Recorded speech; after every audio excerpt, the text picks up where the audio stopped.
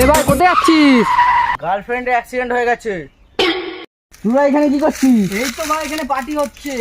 আয় ভাই বসে যা। ভাই গার্লফ্রেন্ড পর নেওয়া লাগবে। এখন আরেকটা পটিয়ে নেবো।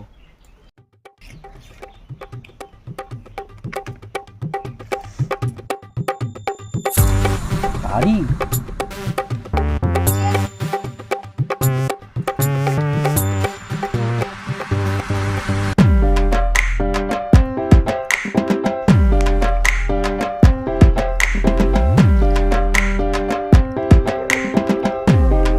আমার মদ খাওয়াকে চাট লাগে।